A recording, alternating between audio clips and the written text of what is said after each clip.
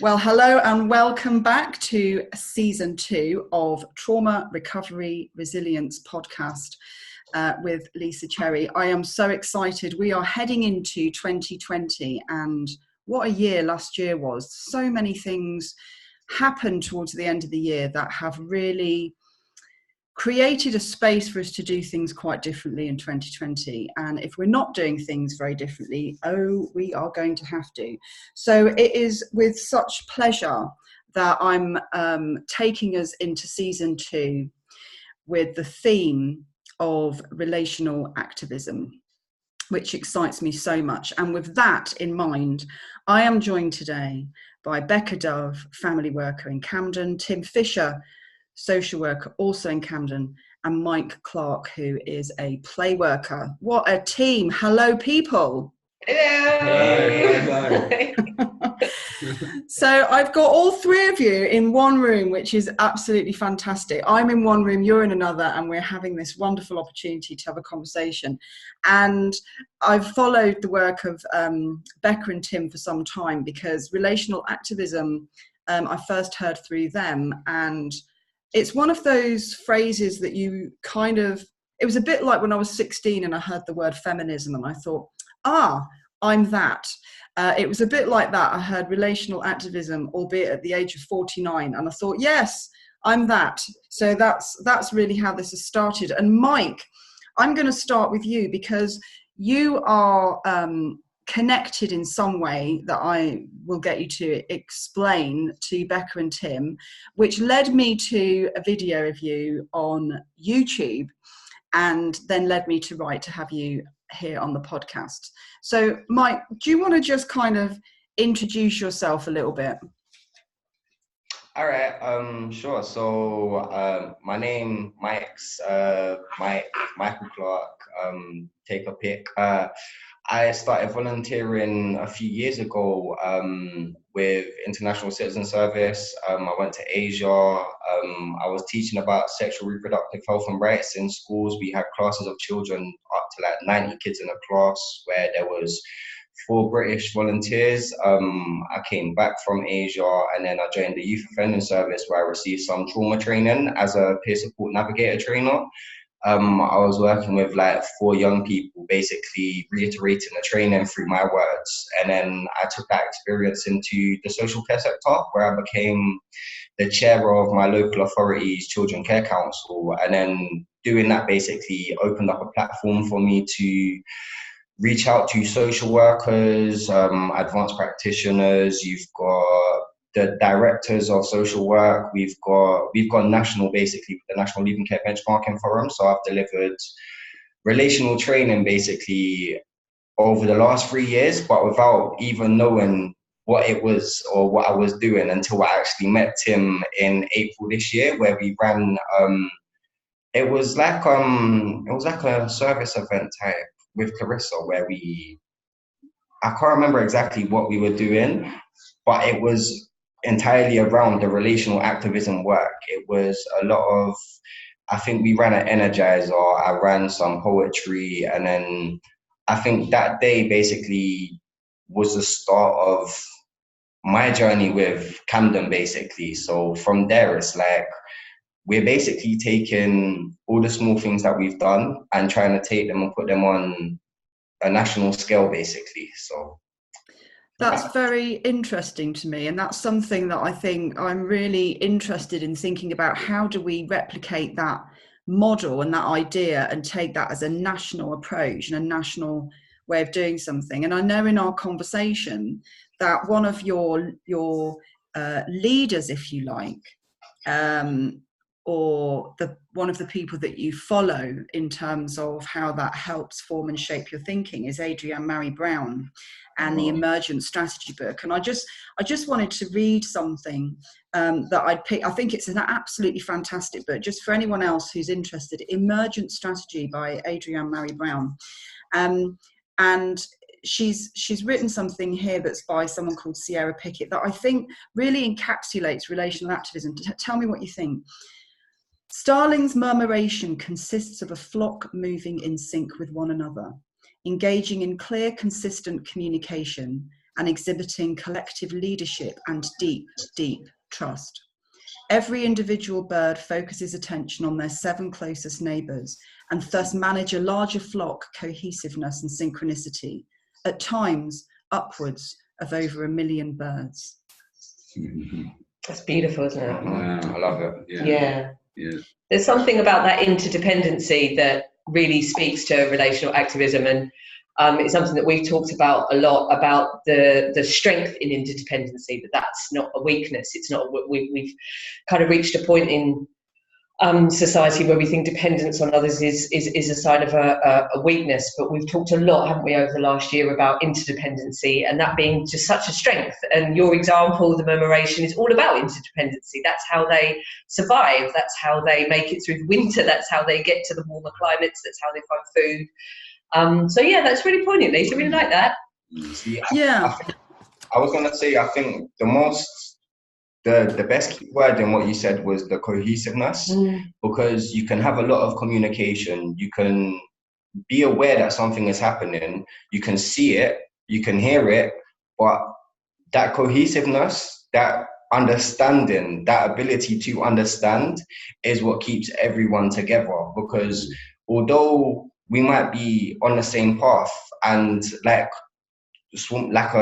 me and Tim was talking this morning, was talking about a swarm of twizzies, and it's like a swarm sticking together, but unless you actually understand everyone else's position and their trajectory and where they're going, that is what keeps the glue, and well, that's what solidifies the glue to keep everyone together. So that would be my perspective, I'd say. Yeah, I like that. It's sort of responsiveness, you know, and I think with that comes tenderness as well, which is a word we've been using quite a lot recently.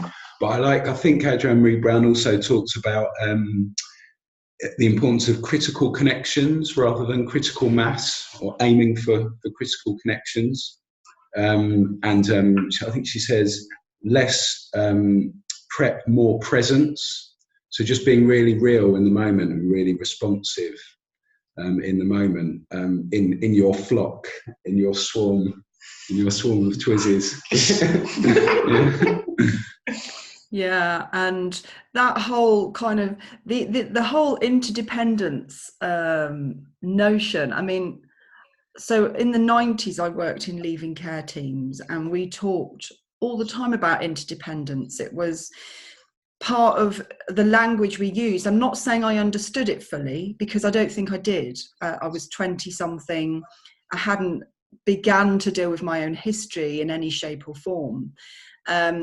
But somewhere around the late 90s, early noughties, that word got lost and it was replaced with the word independence. And it's never really come back. And this is the first time that I'm starting to hear something more collective talking about interdependence and the lie and myth that is the notion of independence. Starting to be unpicked again at a service level that's meaningful for people. Yeah, for sure. And reintroducing that back into helping services. I mean, one of the themes of relational activism this year, in the event that Mike talked about, relationships making a difference, was all about the shared experience of helping. That there's an example given of James and Kevin. James was a social worker, and Kevin was the young dad on a part of his journey.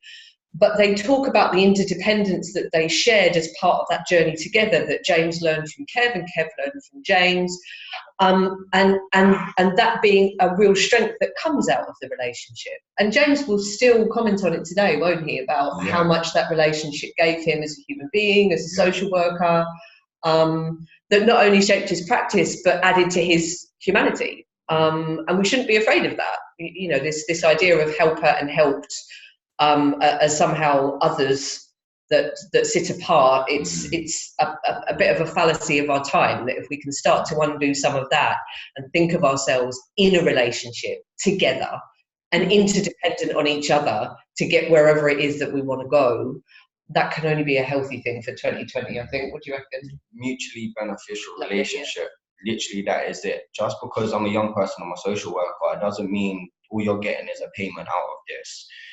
If we're getting to the point of we need to build a relationship and we're going to do that, when it comes to the statutory independent living skills, they do need to teach interdependent living skills instead of the independent living skills, because what I received as a service in terms of going through semi-independent agencies and through the supported independent living accommodations, the life skills that were meant to be offered weren't offered to the level that I needed.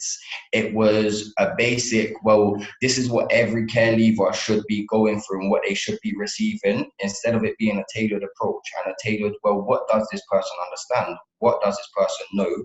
What does this young person not know? What are they struggling with and how are we going to help?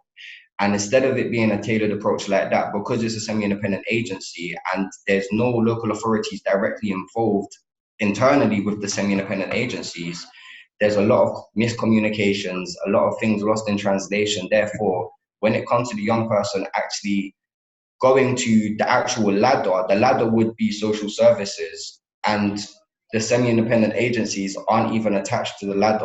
It's like a young person has to get around all of this hassle and all the barriers to get to the professionals in order to even explain and articulate what their needs are and how they need to be supported. So for me, independent living is like a challenge that if a care leaver does not know how to live independently, when it comes to the time of them moving out of the support of the system, it will be very hard for them to dig themselves out of a hole that the social service has dug for them, basically, because they haven't prepared them to do the things that any human being needs to know in order to live and survive, especially going through years of being sheltered by this service, being sheltered by the risks, the preventions, all the hassle of the politics and the procedures. Instead of it being a relationship, instead of it being something that you can just talk through, it's something where you need to tick boxes, and it shouldn't be that. It should be, we're all coexisting, we're cohabitating. Like, it's a form of co-production. My life and your work intertwine as one. So for you to learn, you shouldn't have to jeopardize my life. Unfortunately, that's the way it works a lot of the time. For a social worker to learn, they need to mess up when it comes to a young person, because unfortunately, if I always tell you you're right, one of us is unnecessary, because we're always agreeing with each other. There has to be some form of, how are we learning from this? How are we moving on?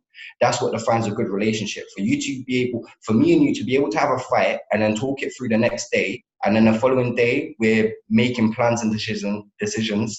For me, that would say what defines a great relationship. You can't have a relationship without being able to fight and then get through it. So. Well, you're talking about that whole kind of relate, rupture, repair cycle that a healthy relationship has, and I think one of the challenges, certainly as somebody who experienced care as well, is how the system wires you up to not ever have to repair, because a new placement will be found, or there's a new school to be found, or there'll be a new social worker. So that whole aspect of relational healing is somehow removed from the very system where you have people with ruptured relationships. And this is, so to me, relational approaches to everything have to be the only way forward, because otherwise, every time something goes wrong, how do we stay? How do we sit in that pain? How do we sit in that relational pain? How do we stay in that housing? How do we stay in that area? How do we not then be set up for an adulthood of shifting around relationships and shifting around towns? And so for you to have that understanding and knowledge at the beginning of your adult trajectory, for me, at somebody in the afternoon of life, is a very beautiful thing to observe, because this is the stuff that takes so long to get your head round and through a life lived. Does that make sense? See, I've got a topic. I've literally got a scenario of what you've just explained, basically. So I had a personal advisor. Obviously, it's not a social worker, but it's a personal advisor. And something this personal advisor had said to me, any young person who wouldn't understand their emotions would have flipped out when this personal advisor said what they said to me. So I was having issues with the communication between my personal advisor and myself. She was taking long to respond. She wasn't communicating effectively, and it was affecting my mental health because I was feeling left. I was feeling abandoned. And I had explained that to my personal advisor, and I was instructed to change the way I was affected by mental health. Okay. When that was said to me, a million and one thoughts went through my head. Does this woman even comprehend what she has just said? And that was one of the key things. And obviously, I went through the complaint process. I kicked up a storm. I went through the politics and the procedures, and I got apologized to, and that was the end result. However, following on from that, me as a human being and the relational person that I am, I do not mind interacting or engaging with someone that I've had a dispute with. However, there's been times where this member of staff has been on site and I've needed to get stuff from duty, and I haven't been able to do so because this member of staff has been on duty, and it's her feelings that something might cause conflict. That's not my belief. I don't agree with that. I'm not going to go to this person and cause conflict. But however, because of their perception of how the relationship went and because of their failure to be able to resolve conflicts and to be able to move on with a relationship that has caused issues externally, although I've got a new PA and I've got a new everything falling in place, this one person that isn't even in my life no more can still affect my life due to the fact of how they felt about our relationship. That's the professional. I'm the young person. So I think what I'm really hearing there, because I'm going to stay in a really deeply compassionate lens with this one. What I'm hearing here is that person hasn't had the support they needed, that person hasn't had the conversations at the level that you're having around relationships and around rupture. And that's the difficulty, because we go into services and without good clinical supervision, we take all our shit with us, and that's really difficult. And that's a lot of my work, is trying to work with different services around, it's not about them, it's about you and how you can be the best that you can be. Because the young people in this scenario, you or a child in school, that child deserves to have the very best of a person. So I think it's very commendable and says a lot about your own emotional intelligence that you are able to think about that in that deep way. And I feel very sad for that worker that they don't have that opportunity available to them, because that would benefit them so deeply in having an understanding as deeply as yours. Do you feel that? Do you feel that kind of compassion towards them, or do you feel a little bit like, well, that's not my problem? I feel more worried about the kids. So whereas you got the compassion for the worker who hasn't received that support, I feel more worried about the kids that this worker is going to be facing. So like I said, this worker would potentially learn from her mistakes of, hypothetically, if I wasn't as emotionally in tune as I am, that could have drove a young person over the edge. Telling someone to change the way they are affected by their mental health is like telling someone that's in a wheelchair to get out of the wheelchair and walk. You can't do that. You can't. So for me, in my perspective, I'm worried about the 15-year-old that this person's going to be working with, or the 13-year-old, or the 11-year-old, or the 9-year-old who needs that support. But however, this professional hasn't been given their support that they need. However, they've got the qualifications that they need. They've got the experience because they've worked with children for over 15 years. But there's no proof in the pudding, because what they do and what they say are two completely different things. What you say on an interview panel in front of 3 judges is completely different to the way you would work with a young person when you've had no sleep, you're hungover, you've got relationship issues, your children are going mad. you've got all of these personal issues and you can't leave them at home, and you're taking them to work with you. And because you're at work, working with children, your own personal life is clouded. And how do you protect yourself in order to be able to protect the young people? Because in my eyes, you won't be able to protect a young person if you can't even protect yourself. You're forcing of your risk. You as a social worker would be a risk to the young person, and you're paid to be there. It's a load of controversy. It's very controversial. It's hard. It's a challenge, but if we don't do it, no one will. It is a very difficult. It's a very difficult thing to navigate because it is the type of work that requires us to be the best that we can possibly be. And I think one of the reasons that we're even having this conversation is because we have so many services that are not in a position to be the best that they can be organisationally, because for lots of reasons, but not least because of the amount of funding that's been removed from local authorities to enable that to take place. So we have to think about doing things in a different way in that particular climate that doesn't leave people at risk, whether it's those workers going off sick and leaving the service empty, or whether that's the people who are entitled to that service and need to have a good service. How are we going to respond to people in 2020 that creates and shapes something in a different way? And that's what really excites me about our conversation, because these are difficult conversations. They're messy and they're difficult and they're full of humans and human distress, and I love that we're having it, and I love that we're having this conversation on the podcast, you know. And I think it's an interesting reflection on that Lisa, as well. That it was someone we saw on Twitter, and I forget who it was, but it was someone talking about how frightened people in frightened organisations meet frightened young people, frightened children, or frightened parents, and so we begin our relationship in a crouch. And when we talk about safe uncertainty, it's often done just through the lens of how do I move this child or this young person or this parent to a place of safe uncertainty, and we don't talk about it enough from the other side of the relationship too. So if we're going to have these really healthy and helpful relationships, then we've got to figure out how both sides unfurl.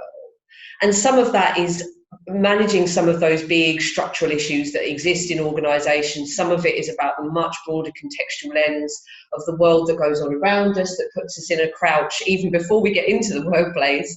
But some of it is also how each of us have this sense of collective care, of feeling like I care for you and you care for me, but somebody's going to take my bags when they're feeling too heavy, so that I can give my everything to that child in front of me, because I know that when I turn around, there's someone there that's going to say, I'm here for you too. And so that's a lot of the relational activism kind of lens on the world, I guess, is how you get that sense of collectivism in how we all look after each other. Because if we don't, we're going to stay in a crouch. Absolutely. And I think what's really present in all of the conversation that we've had is that actually what that requires is vulnerability. And that's very difficult, because you described somebody to me who doesn't have the capacity for vulnerability. And in this particular setting, I don't know them, so I don't want to say in every setting, but to actually work with somebody and repair a rupture requires you to be vulnerable, doesn't it? It requires you to show up in the world in front of that person and say, that wasn't nice, and I got it wrong, and I felt really uncomfortable. You know, these are really vulnerable statements, and for whatever reason, you were more able to be vulnerable than that person was. And so I suppose with my relational activist head on, I'd be saying, right, so what does that person need to help them be vulnerable so that they can meet you where you're at? Because actually that's what hasn't happened on any level. How do we meet people where they're actually at, rather than with where we want them to be at, because we've got this tick box that we've got to tick of everything that's got to be done? How do we just meet that person where they are? So that's it. There's a few things to that. First of all, you need, obviously, like you said, you need to know what the young person needs. So you've got to address your needs versus what you want, and then you've got to address what the child needs versus what the child wants. So you know that the child needs support, but is it the right support? Does the child want that support? Is the support that the child needs, is the support that the child needs the same support that the child wants? Because a child might want to do something, but it's not necessary. It's not something that would necessarily make a positive impact on them. In terms of getting to a level with a young person, you need to know, where are they going to be comfortable? Is it going to be better to meet me at the office? Is it going to be better to meet me at a park? Is it going to be better for you to take me to a football game and then we spend 45 minutes where you watch my behavior during that 45 minutes of the football game, and you will understand to an extent how I respond to certain things when my team is losing or when my team is winning, or you'll see the frustrations that arise in me. You will start to see the underlying things that I don't need to tell you I'm sad for you to know I'm sad. I shouldn't need to tell you I'm depressed for you to acknowledge I'm depressed. So why should I need to tell you I need help when you can already see that I need help? When it comes to a professional making themselves or allowing vulnerability to come out of them, I'd say the best way you can do that is by talking to the young person about yourself and telling the young person what it is that got you into the job that you're doing. Or talk to the young person around a particular topic that the young person might be struggling with. Say if you've got a young male and he's having relationship problems with a female, all you have to do is relate that topic to something that you've experienced or something that you've been through in a sense. And then that way you're building that trust and you're building that bond and you're building that relationship without basically saying, let's build a relationship. You're acting on it. You're not saying, I'm promising and offering the world. You're literally just offering yourself. Like, I've mentioned the negative PA and I'll mention a very positive PA. I went through a homelessness situation and my PA took me to a speak at the Tate Modern Museum up on the South Bank. We went to this basically lecture. We sat through this talk. I got to understand a lot of the politics around it. I've got to get a lot of the details, the facts and the statistics. And then after that event, we sat on the river and we spoke about 2 hours about this person's marriage problems. And this wasn't my problem, this was their problem. However, them talking to me about their problem helped me through a situation that I was going through, and they didn't even know that I was going through that situation. They didn't even know how they supported me. All they had done was spoke about a topic that they're relating to because they've got their partner messaging them and they're arguing while they're messaging. The fact that I know that my PA was arguing with her husband at that time, it let me know what stance she was in at that moment of time. It let me know how capable is she going to be to understand what I need support with, because she has her own bubble going on. If I didn't know she was in that bubble, I could have brought a whole new bubble to her and then expected her to work at a full capacity when I know she's barely even running on 33%. So for me, allowing a space, in order for a professional to get to that level of that crouched level and to break free, basically, in my eyes, it would be, when I meet you, don't tell me you are a social worker. When I meet you, don't tell me your job spec. Tell me what it is that makes you you. If you was a millionaire or if you won the lottery today, would you still have your job tomorrow? Because if you say no, then you shouldn't even be here. If I know that you winning the lottery means that you'll keep your job and you're doing it because of the fact of you want to build the relationships and you want to see the fulfillment and you want to make a positive impact. That's what makes a good start to a good relation. Well, when it comes to social workers, at least, that would be a good start to a good relationship. Remembering why you started the job, why you wanted to go into university to become a social worker. What was it that gave you that fire and that passion to say, do you know what, yeah, how many years of university will be worth the work that I do at the end of it? because a lot of people do go through university and they go through this systemic practice that by the time they get to the work, they've lost their passion, they've lost their fire, they've lost their contentment for the kids, and it's become a job, and it's become discretionaries if you don't meet deadlines, and it's a trial and And there's organisational responsibility again within that, about how we view what we do, and how we support the people to do what we do, and also what do we understand by the term professional? You know, because that word as well, I think, is a word, and you touched on this on so many layers, is again a kind of antidote to vulnerability, isn't it?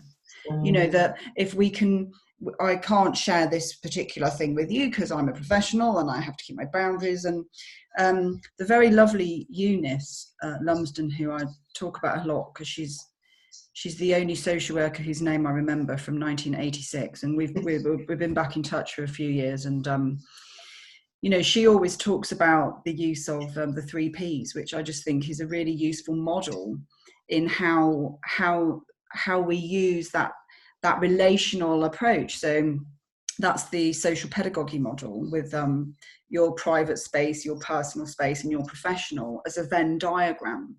And yeah, there are things that are your private space that are not for the workplace. But the best relationships are going to build in that mishmash of the professional and the personal, which you sort of were describing.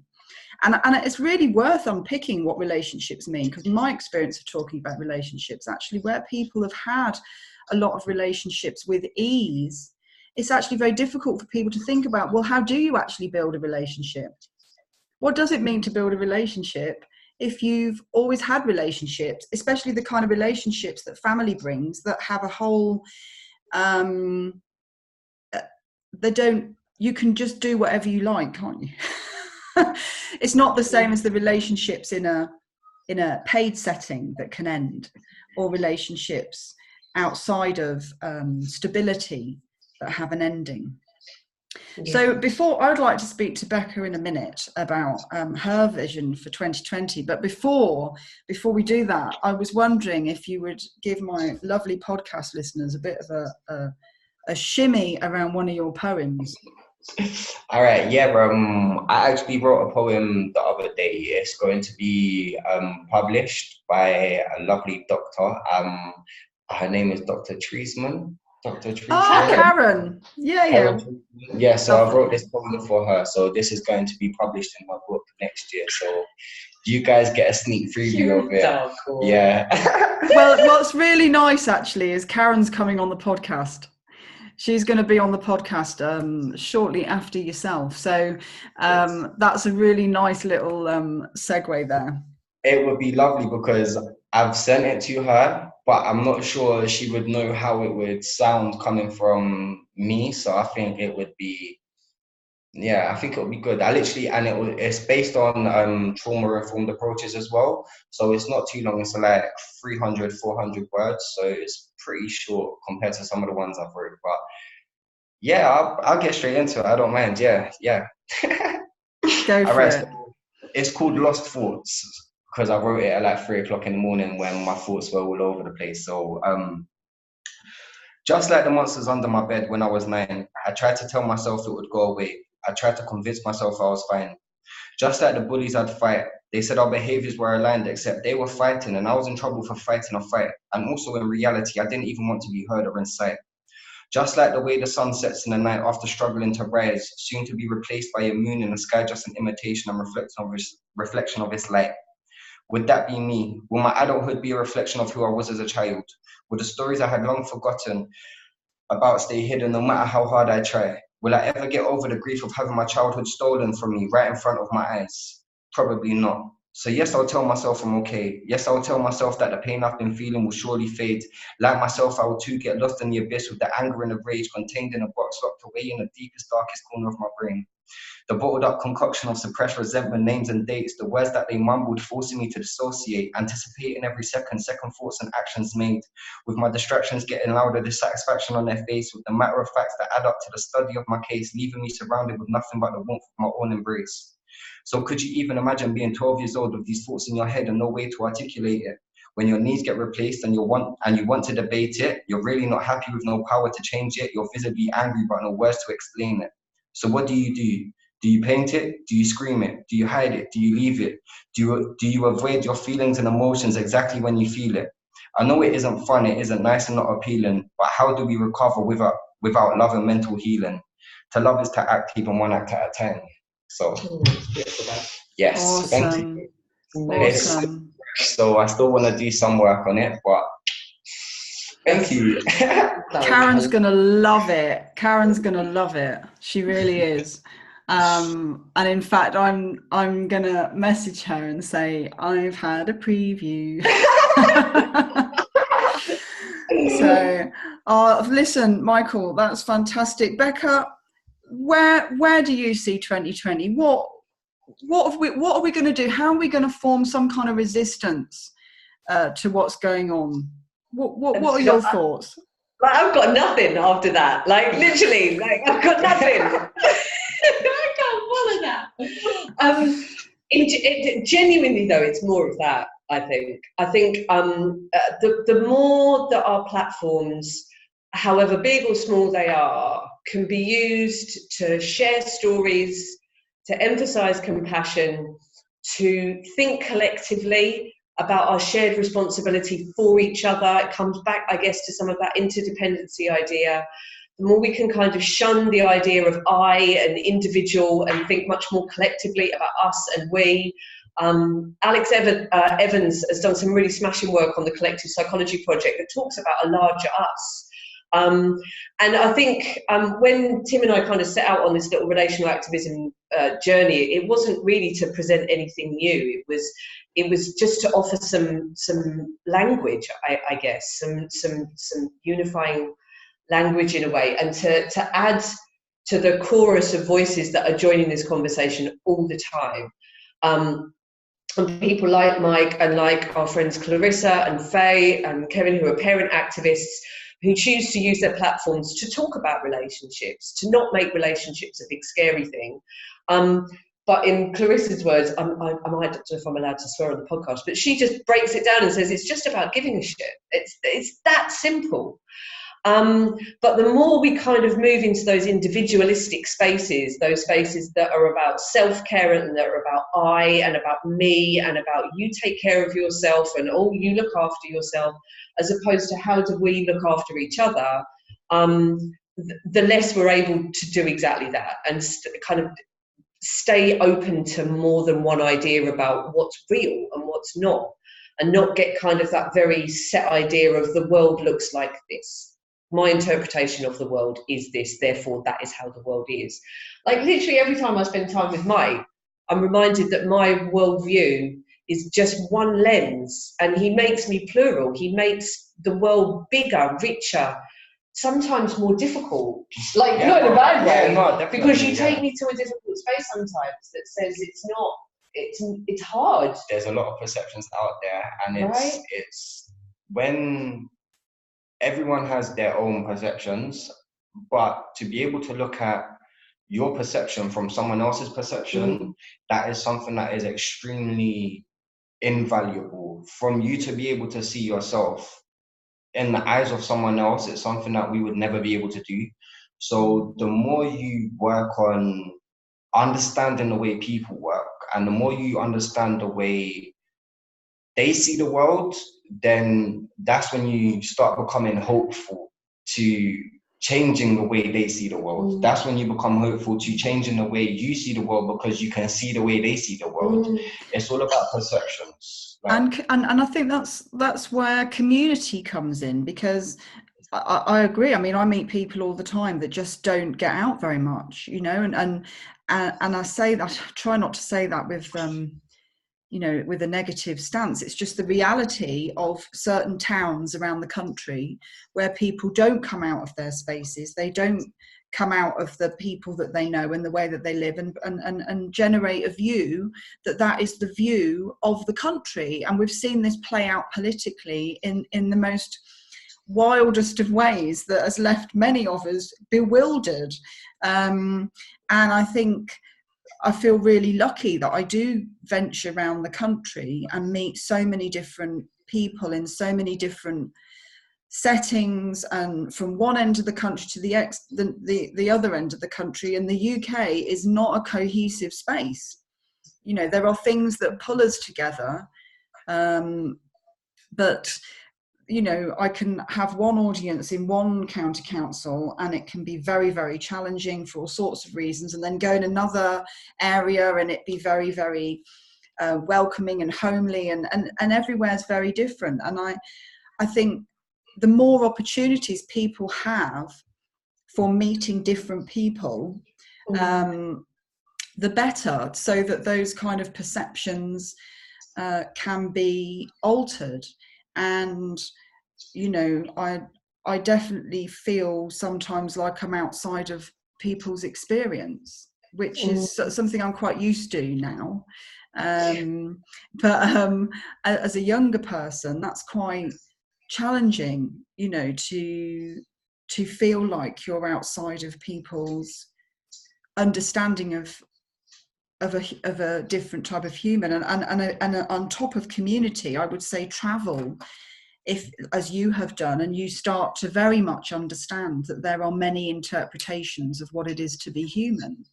And that really helps formulate and develop that curiosity about other people when they do things that you don't understand. And there isn't enough of that. And in fact, maybe some of the political backlash is against that. There's a fear, you know, it's that frightened on a macro level of how do we break down that difference, the differences that we have that are actually quite small compared to what we share in our humanness. Absolutely. And I think we're hopeful for a couple of ongoing conversations in 2020. A big one is around power. And there's kind of really addressing some of those fundamental beliefs, assumptions, biases, prejudices about who has power, about how power is asserted. The co-production narrative is great and it's growing, but there's something for us about how we not just think about sharing power, which comes from a position, I'll just say in a local authority, that we hold power and that we then should decide who gets to share some of that power. I mean, there's a hubris around that is really quite difficult. But if we can try and again just be a bit more pluralistic about power and think, actually, my job is partly to surface power in other people, is to say there's power inherent in all of us. There's enormous power in this guy. There's enormous power in every family that I'm working with at the moment and that I'm advocating for. But it gets squashed and suppressed. So rather than thinking, let's share power, actually, let's talk more about surfacing it. And surfacing the power that you have, rather than thinking you've got to wait for someone to share it with you. There's something a little bit weird about that dynamic. So I hope there's lots of conversations about power. I think there's another conversation as well about community and what we mean by community. There's a fantastic book that a guy called John Lawrence has written called Me, where he looks at the kind of the rose-tinted view of community that we might have from a bygone era where everyone knew each other's business and everyone's front door was open. And he tries to kind of bust some of the myths around that, about what we perceive as meaning community. And he has this lovely phrase where he talks about community is where you find affection. Community is where you freely choose to give affection. And that opens up multiple typologies of community that, again, if you're talking about us all having this interdependence, if we can recognise that we kind of coalesce around people that we feel affection for, I mean, that's a whole other topic, is whether we can feel that we can freely give and receive affection. It's just as Mike talked about earlier on, about that sharing of love and that stopping being a dirty word. So I think there's conversations about power, I think there's conversations about community, and there's ongoing conversations about just surfacing some of these amazing relationships that are happening, because they are. up and down the country, right? Literally, the more spaces we create for conversations, yeah, absolutely, the more topics are going to arise, the more keywords, the more subjectives, the more objectives, the more we have these conversations, the more we're going to be able to identify where the problems are. And once we do that, we're going to start coming up with a solution. So this is going to be an ongoing process for 2020, 2021, 2022. This is what we're doing right now, is basically creating space to raise the awareness of everything we're doing, to change the way, hopefully, the social work practice in future is run. Hopefully, there's certain things that we've done, like all of us unknowingly, where we've impacted the next generation of social workers.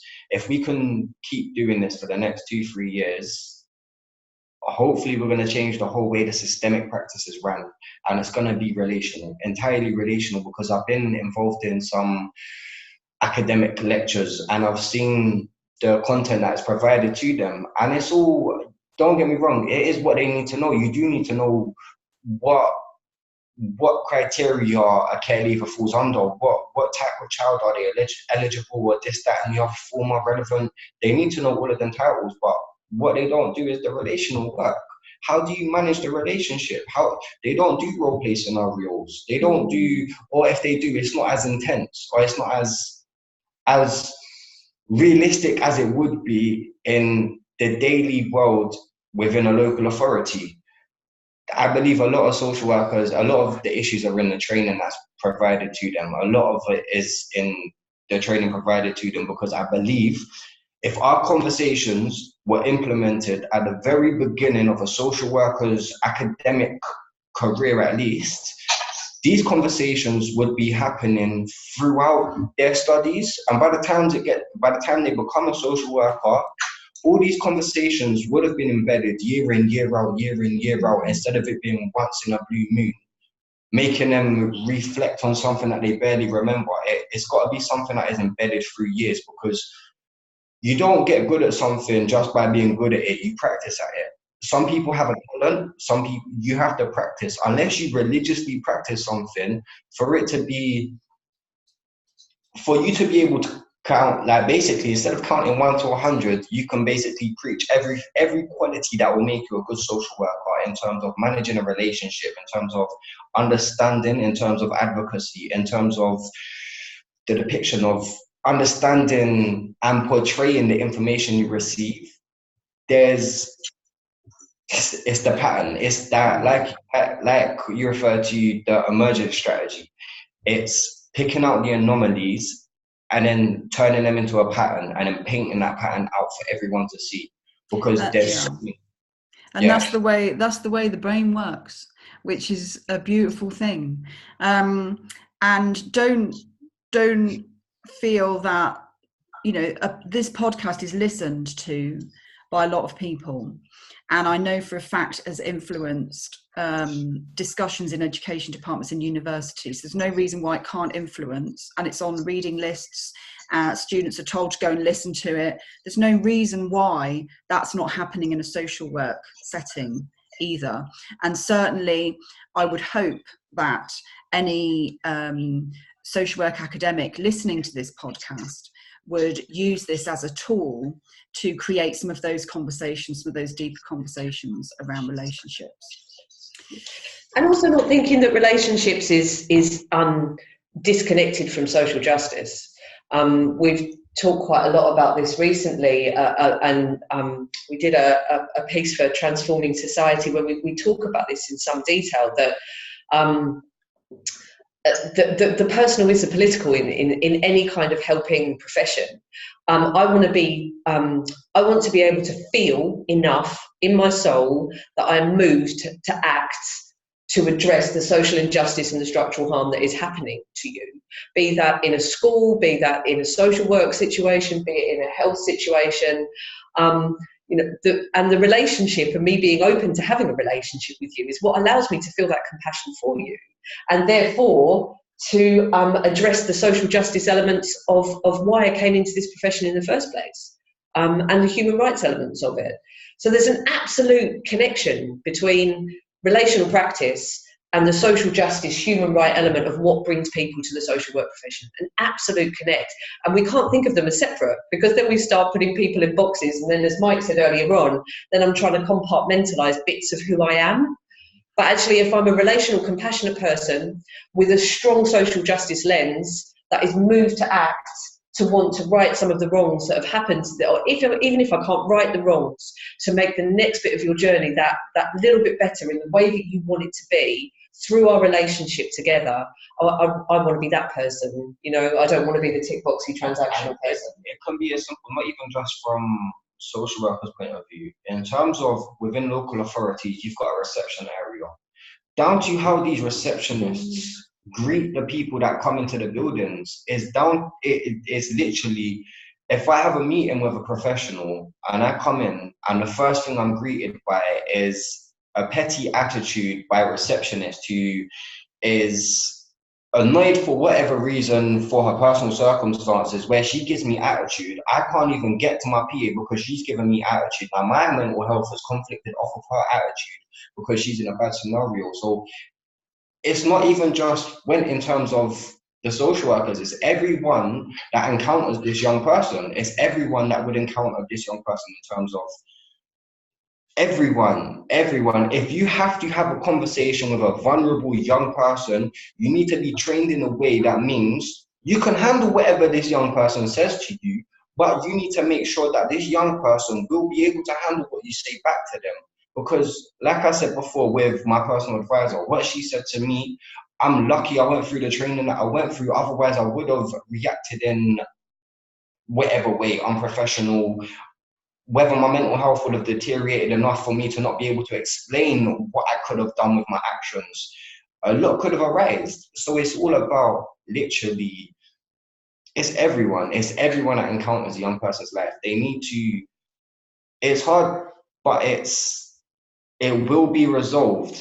Like, you've got people on duty, you've got even simple things like we done the filming with the To Love Is To Act. We was doing life stories, and it was a simple thing. Seth offered to buy me a bacon sandwich in the morning.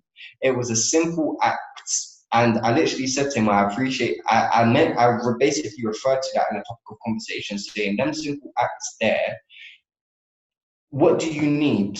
Do you need breakfast? Do you need this? Do you need that? It's focusing on, and the way he's offered it as well wasn't in a sense of, I think you're struggling. It was the approach of, yeah, man, it's early. We're all having a long day. Who wants breakfast? Do you want breakfast? Do you want breakfast? And it was that compassion. It's that caring energy. It's that energy. Even energy. Energy's been a topic that we spoke about a few times. It's the humanness of it. It's the humanness of it. Mike, Becca, Tim, who left halfway through because he's a social worker and he had a meeting. Thank you so much. Thank you so much for joining me today. It's been an absolute pleasure. Thank you.